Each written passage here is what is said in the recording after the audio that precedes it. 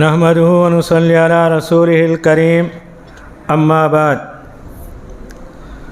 اعوذ باللہ من الشیطان الرجیم بسم اللہ الرحمن الرحیم الذين كذبوا شعيبا كأن لم يغنوا فيها الذين كذبوا شعيبا كانوا هم الخاسرين۔ آج کی تلاوت میں 9واں پارہ قال الملأ، جس میں سورہ اعراف کی 119 آیتیں اور سورہ انفال کی 40 آیتیں، مکمل 150 پر 9 آیتوں کی تلاوت ہوئی۔ اللہ رب العزت سے دعا ہے کہ آج کی تلاوت کو اور اس کے سننے کو قبول فرمائے اور ہمارے گناہوں کو معاف فرمائے۔ پارے کے ابتدا میں یہ بتایا گیا شعیب علیہ السلام اپنی قوم کو انہوں نے جو نصیحت کی کہ ناپ تول کے اندر کمی بیشی مت کرو، لوگوں سے پورے پیسے لیتے ہو، ان کو ان کی پوری چیز دینا چاہیے۔ قوم والوں نے کہا کہ ہمارا یہی عمل ہے، ہم اسی پر کاربند ہیں، ڈنڈی مارنا، لوگوں کی چیزوں کو کم کرنا ہمارا یہ قانون ہے، ہم آپ کی بات سننے والے نہیں۔ تو شعیب علیہ السلام نے کہا یہ سراسر ناانصافی ہے۔ تو قوم والوں نے کہا اگر تم اپنی بات پر قائم رہو گے ہم آپ کو اور آپ کے ساتھ ایمان والوں کو گاؤں سے نکال دیں گے۔ تو پیغمبر کو انہوں نے دھمکی دی، تو اللہ تعالیٰ نے ان کو کس انداز سے انتقام لیا ان آیتوں کے اندر بتایا گیا۔ وہ تمام کے تمام گھر میں تھے، زلزلہ آ گیا، تمام کے تمام لوگ گھر کے اندر مر گئے۔ کل تک وہ دھمکی دے رہے تھے اللہ کے پیغمبر کو، مومنوں کو، تو اللہ تعالیٰ اس انداز سے انہی گھروں کے اندر موت کی آغوش میں لے گیا، گویا کہ وہ کچھ بھی اللہ کے عذاب کو نہیں بچا سکے۔ جب شعیب علیہ السلام باہر آئے، قوم کے تمام لوگ مرے پڑے ہوئے تھے۔ افسوس کرتے ہوئے انہوں نے کہا میں نے اللہ کے پیغام کو تم تک پہنچایا مگر تم لوگوں نے میری نصیحت کو نہیں سنی، میں تم پر افسوس کر کے بیکار ہے، میں تم پر افسوس نہیں کر سکتا۔ افسوس اسی پر کیا جاتا ہے جو قابل افسوس ہوں، کیونکہ ان کے پاس اللہ کے پیغمبر آئے، انہوں نے اللہ کے پیغمبر کی بات کو ٹھکرا دی، تو اللہ کے پیغمبر کہتے ہیں مجھے تم پر افسوس کرنے کا کوئی حق نہیں بچتا۔ اس کے بعد اللہ تعالیٰ نے بعد کی آیتوں میں یہ بتایا جب بھی کسی قوم میں اللہ کے پیغمبر آتے ہیں، انکار کرنے والے جب ان کا انکار کرتے ہیں تو اللہ تعالیٰ انکار کرنے والوں کو تکلیف کے اندر، مصیبتوں کے اندر مبتلا کرتے ہیں۔ پھر اللہ تعالیٰ تکلیف اور مصیبتوں کے بعد خوشحالی کے اندر انہیں مبتلا کرتے ہیں، اتنے خوش ہو جاتے ہیں، اترانے لگتے ہیں، فخر کرنے لگتے ہیں، بس اچانک اللہ تعالیٰ عذاب کے اندر انہیں گرفت کر لیتے ہیں۔ مگر وہ لوگ نہیں سمجھتے پہلے مصیبت کیوں آئی، مصیبت کے بعد اللہ تعالیٰ آسانی کیوں دیا۔ مگر اللہ کے نیک بندے سمجھتے ہیں یہ اللہ کی آزمائش ہے، مگر نافرمان اللہ کی آزمائش نہیں سمجھتے، خوش ہو جاتے ہیں، فخر کرنے لگتے ہیں، یہ کہتے ہیں دنیا کا اصول ہے پہلے فقیری آنا اس کے بعد مالدار آنا، تو اللہ تعالیٰ اچانک پکڑ لیتے ہیں۔ پھر اللہ تعالیٰ نے بتایا اللہ کا عذاب آتا ہے خاص کر 2 وقتوں پر آتا ہے۔ پہلا وقت کیا ہے؟ رات میں، جب کہ تمام کے تمام سوئے ہوئے ہوتے، کسی بھی شکل میں عذاب آ سکتا ہے، طوفان کی شکل میں، زلزلے کی شکل میں، تو اللہ تعالیٰ کہتے ہیں کچھ بھی کوئی کیا بھی نہیں کر سکتا۔ دوسرا وقت فجر کے بعد، سورج نکلنے کے بعد اشراق کا وقت ہوتا ہے، ایسے وقت اللہ کا عذاب آتا ہے، کوئی کچھ نہیں کر سکتا۔ تو اللہ تعالیٰ کہتے ہیں پہلا وقت کیا ہے؟ نیند کا ہوتا ہے، اور دوسرا وقت کیا ہے؟ بیداری کا وقت ہوتا ہے۔ یہ دو وقت کیا ہے؟ مشغول کے وقت ہوتے ہیں۔ صبح میں ہر آدمی اپنے اپنے کام کی طرف نکلتا ہے، اس کے اندر کیا ہے؟ منہمک ہوتا ہے، اسے معلوم نہیں ہوتا ہے کہ عذاب آنے والا ہوتا ہے۔ اس کے بعد کی آیتوں میں اللہ تعالیٰ نے یہ بتایا کہ اللہ کی برکتیں آسمان سے کب نازل ہوتی ہیں۔ وَلَوْ أَنَّ أَهْلَ الْقُرَىٰ آمَنُوا وَاتَّقَوْا لَفَتَحْنَا عَلَيْهِمْ بَرَكَاتٍ مِّنَ السَّمَاءِ وَالْأَرْضِ۔ اگر گاؤں والے اللہ پر ایمان لائے، اللہ سے ڈریں، تو اللہ تعالیٰ کہتے ہیں آسمان سے اور زمین سے برکتیں نازل کرتا ہے۔ اللہ تعالیٰ مال میں اضافہ نہیں کرتا۔ اللہ تعالیٰ یہ کہتے ہیں تمہارے پاس جو بھی اللہ کی نعمت ہوتی ہے اس کے اندر اللہ تعالیٰ برکت کے راستے کھول دیتے ہیں۔ شرط کیا ہے؟ ایمان اور اللہ کا تقوی۔ جب تک یہ رہے گا تو اللہ تعالیٰ روزی کے اندر، ہمارے مال کے اندر، ہمارے کاروبار کے اندر برکتیں ہی برکتیں نازل کرتے ہیں۔ اس کے بعد اللہ تعالیٰ نے موسیٰ علیہ السلام کا واقعہ تفصیل سے تقریباً آدھے پارے کے اندر ذکر کیا ہے۔ اس کے اندر اللہ تعالیٰ نے خاص کر موسیٰ علیہ السلام کا جادوگروں کا جو مقابلہ ہوا قرآن مجید کی کئی صورتوں کے اندر اللہ تعالیٰ نے بیان فرمایا۔ یہاں اللہ تعالیٰ اس سورہ کے اندر یہ کہتے ہیں کہ فرعون کے تمام جادوگر جمع ہوئے موسیٰ علیہ السلام سے مقابلہ کرنے کے لیے۔ تو تمام جادوگر اپنے ہاتھ میں لاٹھیاں، رسیاں لے کر یعنی سانپ کا جو بھی انہوں نے کرتب دکھایا موسیٰ علیہ السلام کے سامنے ڈال دیا، اور تمام کے تمام جادوگر کے ماہر تھے، اور جادو کے انہوں نے کرتب کو موسیٰ علیہ السلام کے سامنے پیش کیا۔ موسیٰ علیہ السلام ڈر گئے، تو اللہ تعالیٰ نے ان کو وحی بھیجی، ڈرنے کی کوئی بات نہیں، تمہارے ہاتھ میں جو لاٹھی ہے زمین پر ڈالیے، یہ لاٹھی کیا ہے؟ اژدھا بن جائے گی اور تمام سانپوں کو نگل جائے گی۔ ایسا ہی ہوا۔ تو سارے جادوگر نے اس منظر کو دیکھا۔ اللہ تعالیٰ کہتے ہیں یہ منظر کو دیکھنے کے بعد وہ سجدے میں گر گئے۔ فَأُلْقِيَ السَّحَرَةُ سُجَّدًا۔ تمام جادوگروں کو معلوم تھا ہم جادو کے ماہر، جادو کے عالم، موسیٰ علیہ السلام نے جو پیش کیا وہ جادو نہیں، کیونکہ ہم جادو کا توڑ جانتے ہیں۔ تو سارے جادوگروں نے یہ خیال کیا یہ اللہ کے پیغمبر ہیں، یہ اللہ کی نشانی ہے۔ انہوں نے یہ خیال کیا ہماری کامیابی اسی میں ہے کہ ہم سجدہ کریں اللہ کے سامنے۔ انہوں نے سجدہ کیا، اور اللہ تعالیٰ نے ان کے سجدے کو قبول کیا، ان کے سارے پچھلے گناہوں کو معاف کر دیا۔ اللہ کے نزدیک سجدے کی اتنی بڑی قدر ہے۔ جادوگر کیا تھے؟ جادو کے اندر ملوث تھے۔ اس سے پہلے سورہ بقرہ کے اندر بتایا گیا جادو کا اصل مقصد کیا ہوتا ہے؟ میاں بیوی کے اندر جدائی پیدا کرنا، یہی شیطانی عمل ہے۔ مگر یہ جادوگروں نے دیکھا کہ موسیٰ علیہ السلام جو کچھ ہمارے سامنے پیش کیے یہ اللہ کا معجزہ ہے۔ موسیٰ علیہ السلام کے سامنے اپنے آپ کو انہوں نے سجدے کی حالت میں گرا کے دکھا دیا، ہم اللہ کے اطاعت گزار بندے ہیں۔ اس کے بعد فرعون نے کہا یہ تمہاری چال ہے، یہاں آنے سے پہلے تم موسیٰ علیہ السلام سے مل کر میرا تختہ الٹنے کے لیے تم نے پلان بنایا تھا۔ وہ وارننگ دیتے ہوئے کہتا ہے تمہارے ہاتھ پیر کو خلاف جانب کاٹ دوں گا اور سولی پہ لٹکا دوں گا۔ تمام جادوگروں نے کہا ہم کو اس کی کوئی پرواہ نہیں، کیونکہ ہم اللہ پر ایمان لائے، کسی بھی حالت میں مرنا ہے۔ اب ہماری زندگی کیا ہے؟ ایمان کی حالت میں ہے۔ ایمان کی حالت میں ہاتھ پیر کا کٹنا، سولی پہ چڑھنا اللہ کے نزدیک کامیابی کا ایک ذریعہ ہے، ہم اس چیز کو چھوڑنے والے نہیں ہیں۔ تو سولی پہ چڑھنے سے پہلے ان کی جو دعا ہوتی ہے اللہ تعالیٰ نے نقل کیا، ربنا افرغ علینا صبرا، اے اللہ تو ہم کو صبر کی توفیق دے، ہمارے ہاتھ پیر کاٹ دیے جائیں گے، ہم کو صبر کی ضرورت ہے، سولی پر لٹکایا جانے والا ہے، ہم کو صبر کی توفیق دیں۔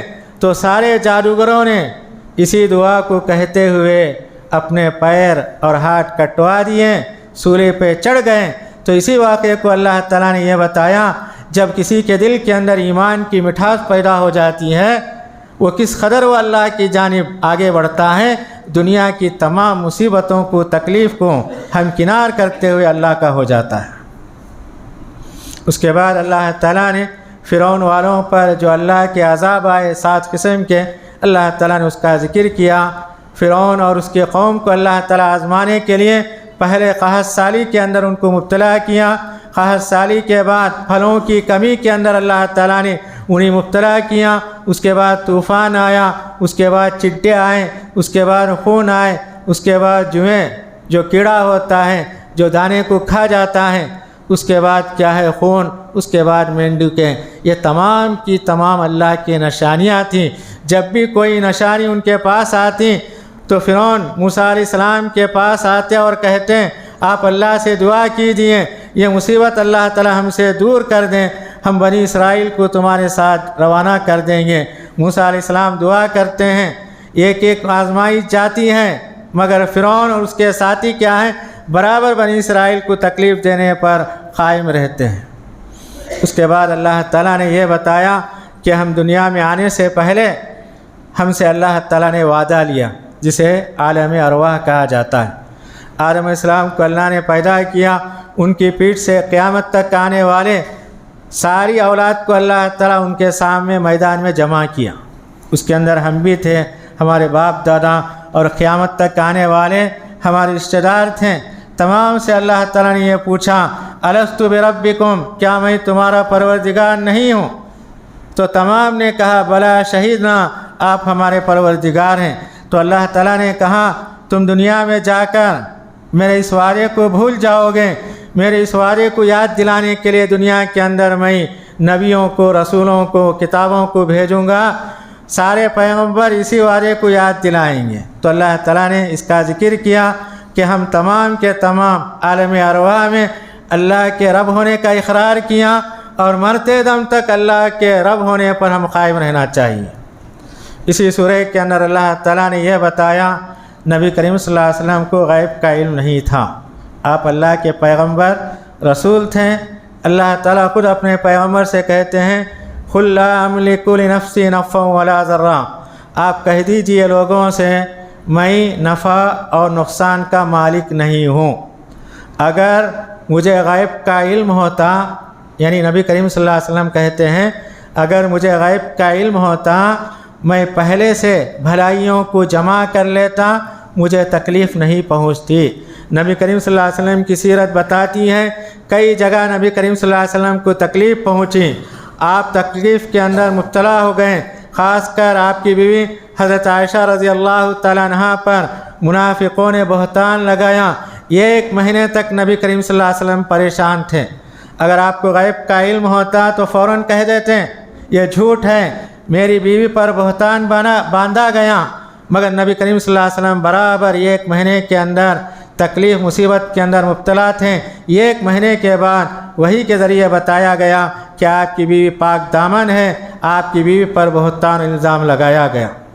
اسی سورہ کے اندر اللہ تعالیٰ نے یہ بتایا جو لوگ غیر اللہ کی عبادت کرتے ہیں مورتیوں کی شکل میں، بتوں کی شکل میں، اللہ تعالیٰ کہتے ہیں ذرا ان کے بارے میں غور کرو، جن کی مورتیاں تم بنائے تھے ایک زمانے میں وہ تمہارے جیسے انسان تھے، عباد امثالکم، تمہارے جیسے انسان تھے، نیک تھے، اللہ کے بندے تھے۔ ان کے مرنے کے بعد لوگوں نے ان کی مورتیاں بنا کر ان کی عبادت شروع کر دی۔ تو اللہ تعالیٰ کہتے ہیں ان کے ہاتھ بنائے مگر ہاتھوں کے اندر حرکت نہیں ہوتی، پیر بنائے چلنے کی طاقت نہیں ہے، آنکھ بنائے دیکھنے کی طاقت نہیں، کان بنائے سننے کی طاقت نہیں، اور اسی طریقے سے کان بنائے سننے کی طاقت نہیں۔ اللہ تعالیٰ کہتے ہیں یہ مورتیاں پتھروں کی شکل میں ہیں، تم ان کے سامنے کھڑے ہو کر دعا کرتے ہو تم بہتر ہو یا یہ بہتر ہو، تمہارے اندر چلنے کی طاقت ہے، ہاتھ ہلانے کی طاقت ہے، دیکھنے کی طاقت ہے، بولنے کی طاقت ہے، سننے کی صلاحیت ہے، وہ مورتیاں تمہارے سامنے ہیں، کچھ نہیں کر سکتے، تم بہتر ہو یا بہتر ہے۔ اللہ تعالیٰ غور کرنے کی تعلیم دیتے ہیں۔ اسی سورہ کے اندر اللہ تعالیٰ یہ کہتے ہیں شیطان کیا ہے، انسان کے دلوں میں وسوسے ڈالتے رہتا ہے، اس کی عادت یہی ہے، دلوں کے اندر وسوسے پیدا کرنا، برائی کی طرف لے جانا اس کی عادت ہے۔ تو اللہ تعالیٰ کہتے ہیں وسوسے سے بچو، اس کی عادت ہوتی ہے۔ اللہ کے پیغمبروں کے دلوں کے اندر بھی اس نے وسوسے ڈالا، جیسا کہ ابراہیم علیہ السلام جب انہوں نے خواب میں دیکھا اپنے بیٹے کو ذبح کر رہے ہیں تو ابراہیم علیہ السلام نے اپنے بیٹے سے پوچھا، تو اسماعیل علیہ السلام نے کہا یا ابت افعل ما تؤمر ستجدنی انشاءاللہ من الصابرین، اے میرے ابا آپ کو جس بات کا حکم دیا گیا ہے اسے کر گزرے، یقیناً آپ مجھے صبر کرنے والوں میں سے پائیں گے انشاءاللہ۔ تو لے کے جاتے ہیں، شیطان ان کے دل میں وسوسہ ڈالتا ہے۔ کئی سالوں کے بعد بچہ پیدا ہوا، اپنے بچے کو تم کیوں ذبح کرتے ہو؟ ابراہیم علیہ السلام نے کہا یہاں سے دور چلا جاؤ۔ انہوں نے 7 کنکریاں ماری، وہی سنت کیا ہے حج کے موقع پر ادا کی جاتی۔ تو ابراہیم علیہ السلام نے یہ ثابت کر کے دکھایا کہ دلوں کے اندر اگر وسوسے آتے ہیں یہ شیطانی وسوسے ہیں، شیطانی وسوسوں کو اپنے دلوں سے دور کرنا چاہیے۔ اللہ کے پیغمبر نے ہمیں تعلیم دی ہے۔ تو اللہ تعالیٰ یہی کہتے ہیں کہ وسوسے کیا ہے، شیطان کے جانب سے آتے ہیں۔ خود نبی کریم صلی اللہ علیہ وسلم دعا کے اندر شیطان کے وسوسوں سے، اس کے برے خیالات سے پناہ مانگتے تھے۔ سورت کے آخر میں اللہ تعالیٰ یہ کہتے ہیں کہ لوگوں کو معاف کیجئے اور کیا ہے بھلائی کا حکم دیجئے، اگر کوئی جاہل آپ سے الجھ جاتا ہے کنارہ کش ہو جی۔ 3 باتوں کا اللہ تعالیٰ حکم دیتے ہیں۔ خذ العفو، معافی کا اپنے اندر مادہ پیدا کیجیے، کوئی غلطی کرتا ہے معاف کر دیجیے۔ وَأْمُرْ بِالْعُرْفِ، اور بھلائی کا حکم دیجیے۔ ہمیشہ آپ کی عادت یہ ہونا چاہیے کہ لوگوں کو بھلائی کا، آپ سے لوگوں کو فائدہ ہونا۔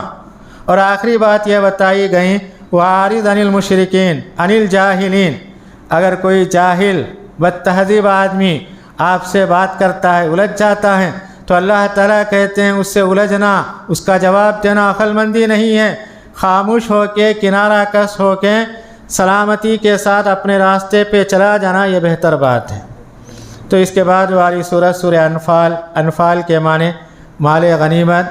مدینہ آنے کے بعد پہلی جنگ ہوئی جس کے اندر بہت سارا مال غنیمت آیا، کیونکہ اس سے پہلے جنگ کے اندر مال غنیمت جو بھی آتا تھا جنگ ختم ہونے کے بعد میدان جنگ میں رکھ دیا جاتا، آسمان سے آگ آتی اسے کھا جاتی۔ مگر اسلام آنے کے بعد اللہ تعالیٰ نے اس قانون کو ملتوی کر دیا، اور وہ مال جو بھی میدان جنگ کے اندر کافروں کا مسلمانوں کے ہاتھ میں آتا ہے، جنگ ختم ہونے کے بعد مسلمانوں کے درمیان تقسیم کیا جائے گا۔ کیسے تقسیم کیا جانا ہے 10ویں پارے کے اندر اللہ تعالیٰ نے اس کا ذکر کیا۔ تو اللہ تعالیٰ ابتدائی آیتوں میں یہ کہتے ہیں فاتقوا اللہ واصلحوا ذات بینکم، مال غنیمت آ گیا ہے، جھگڑا مت کرو، اللہ سے ڈرو، آپس میں بیٹھ کے فیصلہ کر کے تقسیم کر لو۔ اس کے بعد اللہ تعالیٰ نے یہ بتایا اللہ کے مومن بندے کون ہوتے ہیں۔ اللہ کے نیک بندے، مومن بندے وہ ہوتے ہیں جب اللہ کا نام ان کے پاس لیا جاتا ہے وہ کانپ اٹھتے ہیں اور ان کے جسم میں رونگٹے کھڑے ہو جاتے ہیں، ان کا بھروسہ اللہ پہ ہوتا ہے، نماز کے پابند ہوتے ہیں، اور جو کچھ اللہ تعالیٰ نے ان کو دے رکھا ہے اس میں سے کیا ہے اللہ کے راستے میں خرچ کرتے ہیں۔ اس کے بعد اللہ تعالیٰ نے جنگ بدر کے موقع پر مسلمانوں پر جو اللہ نے مدد کی تفصیل کے ساتھ ذکر کیا۔ مسلمانوں کی تعداد 313 تھی، کافر 1000 کے قریب تھے۔ مسلمانوں کے پاس ساز و سامان نہیں تھے، نہتے تھے، پیدل تھے، جسم پہ کپڑے نہیں تھے، تو میدان میں کھڑے ہوئے، ایسی جگہ کھڑے ہوئے تھے وہ جگہ ریت والی جگہ تھی، اور کافر جو سامنے کھڑے ہوئے تھے ان کی زمین کیا تھی، بڑی سخت تھی۔ تو اللہ تعالیٰ اس کا ذکر کرتے ہوئے کہتے ہیں جنگ کی رات میں اللہ تعالیٰ نے آسمان سے بارش کو نازل کیا۔ یہ بارش اس وجہ نازل کی کہ مسلمانوں کی زمین سخت ہو جائے۔ پھر اللہ تعالیٰ نے بارش کے نازل کرنے کی وجہ سے ان کے دلوں کے اندر اللہ تعالیٰ نے مضبوطی پیدا کر دی، انہوں نے پانی پیا، ان کے دلوں کے اندر شیطانی خیالات وسوسے تمام کے تمام دور ہو گئے۔ اس کے بعد اللہ تعالیٰ نے رات میں انہیں پوری طرح سلا دیا۔ تھکے ماندے تھے، مدینے سے آئے ہوئے تھے، نیند کا غلبہ ان کے اوپر تھا، اللہ تعالیٰ نے اس رات ان کو اطمینان سے سلا دیا۔ یہ ساری نعمتیں اللہ تعالیٰ نے بیان فرمائی۔ جب صبح ہوئی تو نبی کریم صلی اللہ علیہ وسلم نے ایک مٹھی مٹی لے کر کافروں کی طرف آپ نے پھینکا تو اللہ تعالیٰ اس کا ذکر کرتے ہوئے کہتے ہیں آپ کی مٹھی سے مٹی وہاں تک نہیں پہنچی، ہم نے اس مٹی کو وہاں تک پہنچائی۔ اس جنگ کے اندر اللہ تعالیٰ نے 1000 فرشتوں کو نازل کیا۔ مسلمانوں کے ہاتھ میں تیر و تلوار تھے، فرشتے کیا کرتے؟ تیر اور تلوار نکال کے کافروں کی گردن تک پہنچاتے۔ یہ بھی اللہ کا احسان تھا۔ تفصیل کے ساتھ اللہ تعالیٰ نے ان آیتوں کے اندر بیان کیا۔ اگلے پارے کے اندر اور بھی جو جنگ بدر کے اندر واقعات ہیں اللہ نے اسے بیان کیا۔ تو غرض آج کی تلاوت کے اندر یہ چند اہم باتیں ہمارے سامنے آئی۔ اللہ رب العزت سے دعا ہے کہ ہم تمام کو قرآن پڑھنے، سمجھنے، اس کی تعلیمات پر عمل کرنے کی توفیق عنایت فرمائے۔ والسلام علیکم ورحمۃ اللہ وبرکاتہ۔